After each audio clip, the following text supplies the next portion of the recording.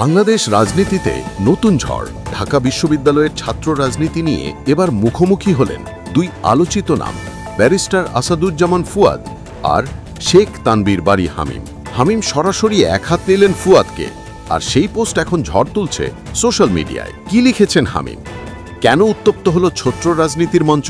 শনিবার রাতেই ফেসবুকে দেওয়া এক পোস্টে শেখ তানবীর বারী হামিম লিখেছেন, কথারও একটা সীমা আছে। তিনি অভিযোগ করেন, ব্যারিস্টার ফুয়াদ ছাত্রদল নিয়ে যে মন্তব্য করেছেন সেটা অগ্রহণযোগ্য ও অপমানজনক। তিনি বলেন, ছাত্রদলকে গাঁজাখোর বলে আখ্যায়িত করা শুধু ছাত্রদের অপমানই নয়, বরং জাতিকে থমকে দিয়েছে। তিনি মনে করিয়ে দেন, গত জুলাই আগস্ট আন্দোলনে প্রথম শহীদ আবু সাঈদকে নিয়েও আওয়ামী লীগের ভাষণ কিভাবে তরুণদের আঘাত করেছিল। হামিম আরও লেখেন, ব্যারিস্টার ফুয়াদরা বিলেত থেকে ডিগ্রি এনেছেন, কিন্তু কোথায় থামতে হয় সেই সীমার ধারণা তাদের নেই। উদাহরণ হিসাবে তিনি টলস্টয়ের বিখ্যাত গল্প ৩.৫ হাত জমি টেনে আনেন, যেখানে পাখম জানত না কতটুকু দৌড়ের পর থামতে হবে।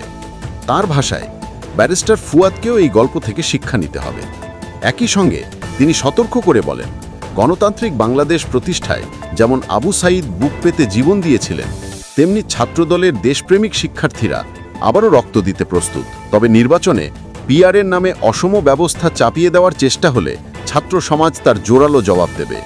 প্রশ্ন এখন, এই কথার লড়াই কি সামনে আরও বড় সংঘাতের আগাম বার্তা? পুরো ঘটনা প্রবাহ নিয়ে আপনার কি মত কমেন্টে জানাতে ভুলবেন না।